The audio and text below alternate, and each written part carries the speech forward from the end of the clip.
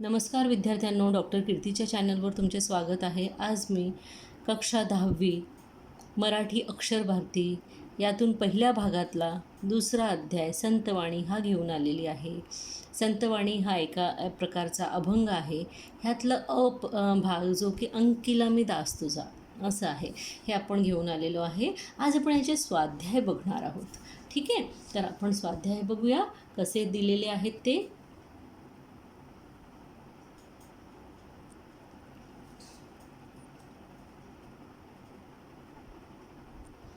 हां, आता हे तुम्हाला दिसणार.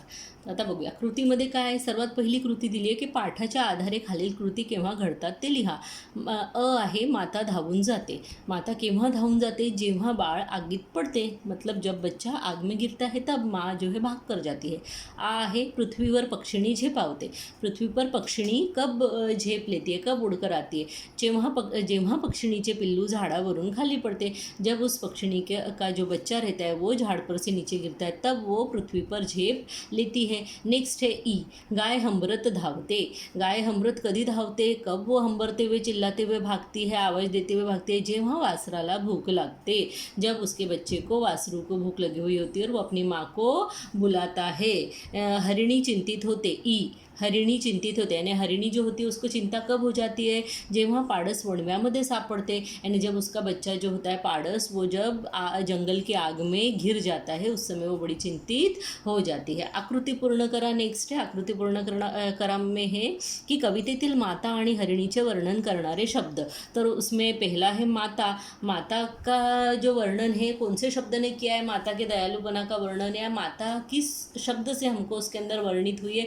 तो कनवाड़ू, दयालु है ना. माता कैसी थी? दयालु, क्योंकि उसने इतनी ममता और इतना दया उसके अंदर भरा हुआ है कि वो बच्चे के ऊपर पूरा समय ध्यान रखती है और उसे जरा भी चोट पहुंचने नहीं देती, तकलीफ होने नहीं देती. हरिणी. हरिणी हमको किस शब्द से पता पड़ता है उसके मातृत्व का? तो चिंतित, क्योंकि जैसे उसका बच्चा आग में गिरा हुआ वो देखती है तो वो चिंतित हो जाती है, व्याकुल हो जाती है और सब छोड़कर उसके पीछे भागती है. ठीक है, नेक्स्ट हम देखते हैं कोणते लिहा. तीसरा क्वेश्चन है कोणते लिहा यानी कौन है ये लिखिए. है परमेश्वराचे दास यानी भगवान के भक्त. कौन थे? तो संत नामदेव. फिर है मेघाला विनवणी करणारा. कौन? तर चातक पक्षी है ना. मेघ की यानी बादल की विनंती करने वाला, उसको प्रार्थना करने वाला जल्दी बरसने के लिए. कौन? तो चातक पक्षी. ठीक है, अब काव्य सौंदर्य देखिए. पहला है खालील ओळीचे रस ग्रहण करा. सेवेची झेपावे पक्षिणी, पिला पडिताची धरणी, भुकेले वत्सरावे हे धेनु हुंबरत धावे. यानी इन दोनों लाइनों का हमको करना, ये अलग अलग है. पहला ये है सेवेची झेपावे पक्षिणी, पीली पड़ताची धरणी. इसका हमको पहले रसग्रहण बताना है. उसके बाद में भूकेले वत्सरावे धेनु हुंबरत धावे. इन दोनों को मिलाकर भी हम कर सकते हैं और एक एक भी कर सकते हैं. तो मैंने जिस तरीके से यहाँ पे आपके लिए करके रखा है, बना के रखा है, वो देखिए.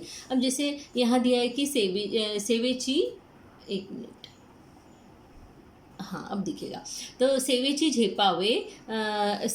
झेपावे पक्षिणी, पिली पड़ताची धरणी, भूकेले वत्सरावे धेनु हुंबरत धावे. अब इसको यहाँ पे हमने इस तरीके से करके रखा है कि पहला हमने लिखा है इसके अंदर आशय सौंदर्य यानी इसका आशय क्या. तो सबसे पहले हमने इसके अंदर लिखा है कि वारकरी संप्रदायातील संत कवी नामदेव यांचा अंकिला मी दास तुझा हा अभंग आहे. यानी जब आपको रस सौंदर्य के लिए लिखने को आता है तो आपको एक तो ये प्रकार है, एक और प्रकार बताती हूँ. दोनों प्रकार से आप लिख सकते हैं. ठीक है, एक तो एक इसमें आप सिर्फ आशय सौंदर्य करके इतना लिख सकते हैं और नीचे भाषा शैली लिख सकते हैं. ठीक है, तो आशय सौंदर्य आपने हेडिंग डाल दिया. उसके बाद में आप लिखेंगे वारकरी संप्रदायातील संत कवी नामदेव यांचा अंकिला मी दास तुझा हा अभंग आहे.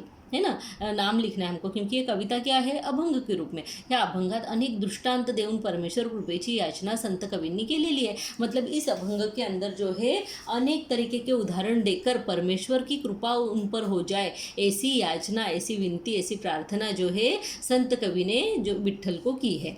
पक्षिणी जेव्हा फांदीवरून पिल्लू पडताना पाहते तेव्हा त्याला वाचवण्यासाठी क्षणाचाही विलंब न करता ती जमिनीवर झेप घेते व पिल्लाला वाचवते. अब यहाँ पे नामदेव बोल रहे हैं कि जैसे वो पक्षिणी है, जब उसका बच्चा जो है उस झाड़ के फांदी पे से गिरता है, उसके शाखा पर से गिरता है, तो वो एक क्षण का भी विलंब नहीं करती और जमीन की तरफ झेप लेते हुए उसको बचा लेते, वाचवते आणि बचा लेते. आपले वासरू भुकेले आहे हे जेव्हा गायला समजते तेव्हा वासराला दूध पाजण्यासाठी गाय हंबरत धावते.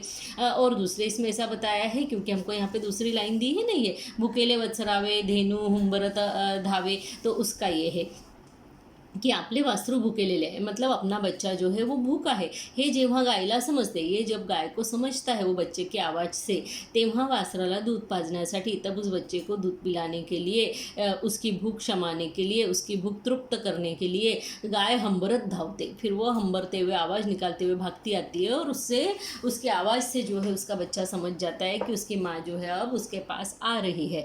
या पक्षीनं व गाय यांच्यातील ममत्व ह्या अभंगात दिसून येते। अब इसके अंदर जो है हमको पक्षी के अंदर का और जो गाय है उसके अंदर का जो ममत्व है, यानी ममता का जो भाव है, प्रेम का जो भाव है अपने बच्चे के प्रति, वो हमको यहाँ पर दिखाई दे रहा है। तो दयालुपना, करुणा, प्रेम व्यक्त होते, यानी इसमें से हम क्या व्यक्त हो रहा है इन लाइनों में से, उस माँ का दयालुपना है ना, यानी दयालु, और करुणा यानी करुणामयी, प्रेम यानी प्रेम, ये व्यक्त हो रहा है हमारे इन लाइनों में से हमारे सामने। अब जो है हम इसके आगे ये लिख सकते हैं रसग्रहण करते समय की संत कवींनी विठ्ठलाला माऊली म्हटले आहे आणि आपण त्या परमेश्वराचे बाळ आहोत, यानी मैं उस परमेश्वर का बच्चा हूँ। तेव्हा ज्याप्रमाणे पक्षिणी आणि गाय यांचे मातृत्व वरील अभंगात दिसून येते, तो जिस प्रकार से ऊपर के अभंग में, ऊपर की दी हुई लाइनों में, यानी इनमें जिस प्रकार गाय और पक्षिण का मातृत्व दिखाई देता है, ते तसेच कवीला विठाई माऊलीने आपल्यावर अशीच मायेची फुंकर घालावी, अशीच कृपा करावी असे वाटते। वैसी ही कृपा, वैसी ही जो माया की फुंकर, यानी माया का हाथ उनके सिर के ऊपर जो है विट्ठल रखे, विट्ठल माऊली रखे, ऐसा कवि को लगता है। अब हमको अंत में इसकी भाषा शैली लिखना है। अब मैं आपको एक और प्रकार बताने वाली हूँ, पहले इस प्रकार को देख लीजिए, ये बहुत ईजी है। इसके अंदर आप सब कुछ ऊपर वाले आशय सौंदर्य में ही लिख देते हैं और इसमें सब कुछ आ जाता है, और अंत में सिर्फ हम भाषा शैली लिख देते हैं कि भाषा कैसी है। भाषा शैली यानी उन्होंने जिन शब्दों का उपयोग किया हुआ है लिखते समय इन अभंगों को, तो फिर उसके अंदर की भाषा कैसी है ये हमको बताना है। शैली यानी स्टाइल है ना, तो उनकी भाषा का स्टाइल कैसा है, तो एक तो सुलभ है, यानी हर जगह पे ये शब्द जो है बोले जाते हैं। सुबोध यानी हमको आसानी से समझ में आ जाते हैं। सहज यानी सहजता से हम इसको समझ लेते हैं। सरल, एकदम सरलता इन शब्दों में है। मातृत्व प्रेमाचे उत्तम उदाहरण, और इन लाइनों में इस अभंग में जो है माता के प्रेम का, एक माँ के प्रेम का बहुत उत्तम उदाहरण कवि ने दिया हुआ है। माधुर्य आणि प्रासादिक हे कविताचे काव्यगुण है। माधुर्यता यानी इसके अंदर मधुरता हमको दिखाई देती है शब्दों में, है ना, क्योंकि माँ है अपने बच्चे के प्रति जो भी बात कर रहे हैं वो माधुर्य, उसके अंदर मधुरता दिखाई देती है, मिठास दिखाई देती है। ये इसका काव्यगुण है, इस अभंग का ये काव्यगुण है। वत्सरावे धावे हे यमक जुळून आलेले आहेत। जेव्हा आपण यमक म्हणतो तर यमकमध्ये जे शब्द आहे वे हे वत्सरावे धावे, म्हणजे प्रत्येक पंक्तीतला शेवटचा शब्द जो आहे एक सारखा राइमिंग वर्ड जिनको हम बोल सकते हैं वो जुड़ के आए हुए हैं। ये हम किस में लिखेंगे, भाषा शैली के अंदर, क्योंकि भाषा के अंदर जो है वो भाषा कैसी है उसके साथ साथ में उसके अंदर क्या व्याकरण कहाँ उसके अंदर हमको दिखाई देता है वो हम देखते हैं। तो व्याकरण के रूप में हम ये एक लाइन लिख सकते हैं कि उसके अंदर जो है यमक जुड़ के आते हैं, जैसे कि वत्सरावे। ये देखो, अब हमने एक ही चीज़ का उदाहरण दिया है ना, यहाँ पे आप देख सकते हैं कि जैसे पक्षिणी धरणी, तो णीणी, काजा तुझा, ये जा जा, फिर बाळू वाळू, ये यहाँ पे ये भी यमक जुड़ के आ रहे हैं। रावे धावे, ये भी यमक जुड़ के आ रहे हैं। फिर वनी हरणी, ये भी यमक जुड़ के आ रहे हैं, और जैसा तैसा, ये भी यमक जुड़ के आ रहे हैं। तो ये हम उसके अंदर लिख सकते हैं ना। मैंने जैसे यहाँ एक लाइन ही लिखी हुई है ना ये, तो आप इसमें और भी लाइनें लिख सकते हैं। इसके अलावा मैं आपको एक और बता देती हूँ कि रस ग्रहण करा। अब जैसे रस ग्रहण करा में समझ लो आपको ये वाली लाइन आ जाए, है ना। अभी जैसे हमने ऊपर वाली ये दोनों लाइनें की थी, पहला तो ये क्या था, सेवेची झेपावे पक्षिणी, अभी जो मैंने आपको बताया, और दूसरा ये भूकेले वत्सरावे, है ना। अब मैं आपको वणवा लागला सेवनी पाड़स चिंतित हरणी, यानी कहने का मतलब हमारे तीनों इसमें कवर हो जाएंगे और आपको तरीका भी समझ में आ जाएगा किस तरह से लिखना है, ठीक है। तो हम उसको देख लेते हैं कि अगर आपको किसी भी लाइन का, जैसे ऊपर की दो लाइन का भी यही सब आप लिख सकते हैं। तो यहाँ पे वणवा लागला लागला से वनी पाड़स चिंतित हरणी, अगर ये लाइन आ जाए और इसमें आपको बोला जाए कि रस ग्रहण करा, तो एक्चुअली तो रस ग्रहण के ये जो पॉइंट्स है, इतने पॉइंट्स होते हैं। पहला तो आशय सौंदर्य होता है, फिर काव्य सौंदर्य होता है, फिर काव्य का गुण होता है, और फिर भाषिक वैशिष्ट्य होता है। अब आपने एक चीज़ देखी होगी कि ये सारी चीज़ें जो है हमने वो उस वाले में भी लिखी है, जो इसके पहले हमने अभी क्वेश्चन किया उसमें भी हमने यही सब लिखा, लेकिन उसके अंदर हमने इतने इसको जो है हेडिंग्स नहीं दिए, ये वाले है ना, काव्य सौंदर्य काव्य गुण, हमने सीधे भाषिक वैशिष्ट्य लिया और ऊपर का आशय सौंदर्य लिया और पूरे अर्थ को, रस ग्रहण को हमने उसके अंदर लिख दिया। अब हम इसको इस तरीके से भी लिख सकते हैं। तो देखिए आशय सौंदर्य में हम क्या लिखेंगे, आशय सौंदर्य में हमको लेखक का, कवि का नाम लिखना होता है। तो ह्या ओळी अंकिला मी दास तुझा ह्या संत नामदेवाच्या अभंगातील आहे, यानी संत नामदेव के अभंग से लिया गया। संत नामदेव हे वारकरी संप्रदायातील थोर कवी आहेत आणि त्यांचा काळ काय आहे, तर 1270 ते 1350 पर्यंत, यानी इनका समय है 1270 का जन्म, 1350 की इनकी मृत्यु। और मुख्य लाइन ये है कि ये कौन से संप्रदाय के हैं, तो वारकरी संप्रदाय के हैं।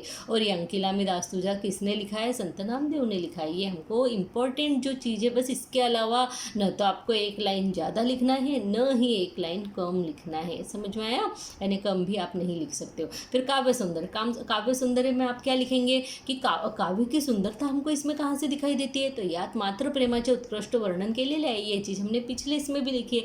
मातृत्व प्रेमाचे उदाहरण म्हणून संत नामदेवाने या ओळी अभंग ह्या ओळी लिहिलेल्या आहेत। मतलब जो माता के प्रेम का उदाहरण देने के लिए, इसलिए नामदेव ने ये वाली ओळी, मतलब ये अभंग, ये लाइनें लिखी हुई है। अब वो लाइनें कौन सी हो सकती है, कोई सी भी दो लाइनें इसमें से लिख सकते हो, है ना। जैसे वणवा लागला से वणी पाड़स चिंतित हरणी, अभी हमने यहाँ पे ये वाले ले रहे हैं ना। उसके अलावा आप कोई सा भी तेसा, ये सेवेची झेपावे पक्षिणी, पीली पड़ताची धरणी, ये ले सकते हो। भूकेले वत्सरावे, धेनु हुंबरत धावे, ये ले सकते हो, आप कुछ भी ले सकते हो, ठीक है। फिर अब हमने यहाँ पे जो है किस किस चीज़ों के यहाँ पे हमने लिखा है कि देखो, यात पक्षिणी, धरणी ह्या शब्दामुळे यमक जुडलेले आहे, अर्थात या ओळीत यमक अलंकार आहे। अब यहाँ पे वणवा लागला से वणी, चिंतित पाड़स चिंतित हरणी, तो यानी वनी और हरणी, ये भी हम यहाँ पे इस जगह पे वो चीज़ भी लिख सकते हैं, ठीक है। उसके बाद में काव्य गुण, काव्य गुण क्या है, ह्या ओळी प्रासादिक आहेत व ह्यात प्रसाद आणि माधुर्य आहे, जो हमने पीछे भी देखा हुआ है। अभंगाच्या ओळी म्हणून भक्ति रस प्रधान आहेच, यानी इसमें भक्ति का रस तो है, क्योंकि जो नामदेव है उन्होंने भक्त बन के ही जो है विट्ठल से याचना की है ना, परंतु माधुर्य शुद्धा है। मतलब ये जब लाइनें हम पढ़ते हैं तो इसके अंदर बहुत मधुरता, सुमधुरता हमको दिखाई देती है पढ़ते समय, है ना। मतलब गोड़, एकदम मिठास लगती है पढ़ते समय हमको। और चौथा है भाषिक वैशिष्ट्य, तो भाषा कैसी है, सरल है, सहज है, सुबोध है आणि सुलभ आहे। यही सारी चीज़ें हमको इसमें लिखना है। अब आपको समझ में आ गया कि आई, प्राणी, पक्षी यांच्या मातृप्रेमाचे कवितेतून व्यक्त झालेले वर्णन तुमच्या शब्दात सांगा। अगर ये वाला नेक्स्ट वाला अगर आपको क्वेश्चन आता है तो आप क्या लिखेंगे इसके अंदर, आपको पक्षिणी वाली जो लाइनें हैं, यानी सेवेची झेपावे पक्षिणी, पीली पड़ताची धरणी, इसके अंदर क्या है, पक्षी के बारे में लिखा है। भूकेले वत्सरावे, धेनु हुंबरत धावे, तो फिर धेनु के बारे में लिखा है। फिर हरणी, पाड़स चिंतित हरणी, है ना, वणवा लागला से वनी पाड़स चिंतित हरणी, उसमें हरणी के बारे में लिखा है। और अग्नि माझी पड़े बाळू, माता धावे कनवाळू, उसमें आई के बारे में, माँ के बारे में लिखा हुआ है। तो इस तरीके का हम तुम्हारे खुद के शब्दों में वर्णन करो। तो हमने जो अभी व्याख्या इसकी देखी हुई है, जो मैंने आपको पहले के वीडियो में बताई हुई है, वो आप इसके अंदर लिख सकते हो। वही लिखना है कि माँ की ममता कैसी दिखाई है, पक्षिणी की ममता कैसी दिखाई, धेनु की ममता कैसी दिखाई और हरणी की ममता कैसी दिखाई, अपने शब्दों में लिखो। तो अपने शब्दों में हमने इसमें व्याख्या हमने पिछले वीडियो में देखी हुई है। अब यहाँ पर नेक्स्ट क्वेश्चन है कि संत नामदेवानी परमेश्वराकडे केलेली विनंती सो उदाहरण लिया। अब इसमें क्या है, संत नामदेव ने परमेश्वर को, यानी भगवान को, ईश्वर को जो विनती की है उसको उदाहरण के साथ स्पष्ट करो। तो उदाहरण के साथ आप इनमें से कोई भी दो लाइनें ले सकते हैं, कोई भी दो लाइनें। आपने समझ लो ये वाला ले लिया, भूकेले वत्सरावे धेनु हुंबरत धावे, तो आप लिख सकते हो कि इसके अंदर जो है संत नामदेव ने भगवान से विनंती की है, जिस प्रकार वो गाय अपने भूखे बच्चे को दूध पिलाने के लिए उसकी भूख को तृप्त करने के लिए भागती हुई ही चली जाती है, उसी तरह हे प्रभु, हे ईश्वर, मैं भी आपके दर्शन का भूखा हूँ और आप जो है मुझे आकर दर्शन दो और मेरी भूख को मिटाओ। और आप मराठी में इसको कैसे लिख सकते हैं की संत नामदेवांनी परमेश्वराकडे विनंती केली आहे की हे परमेश्वरा, जशी गाई आपल्या वासराचे आवाज ऐकून त्याची भूक शमवण्यासाठी धावतच जाते आणि त्याची भूक शमवते, तसेच हे देवा, मला तुझ्या दर्शनाची ओढ लागलेली आहे, मला त्याची भूक आहे, तुझ्या दर्शनाची भूक आहे, म्हणून तू धावतच ये आणि मला तुझे दर्शन दे आणि मला तृप्त कर। ये हम इसके अंदर लिख सकते हैं, है ना। ठीक है, यानी वही चीज़ लिखना है बार बार। मग पक्ष्यांच्या, प्राण्यांच्या, आपल्या पिल्लांशी असलेला संबंधाबाबत तुमचा अनुभव लिहा। आता इथे तुमचे स्वतःचे अनुभव तुम्हाला लिहायचे। समजा कोणाच्या घरामध्ये कोणी कुत्रं पाळतं, कोणी मांजर पाळतं, कोणी अजून कुठले पक्षी पाळतात, है ना, तर मग आपण त्याबद्दल आपले अनुभव लिहू शकतो की आपल्याला कसं वाटतं जेव्हा त्यांच्यासोबत त्यांची पिल्लं असतात, है की नाही।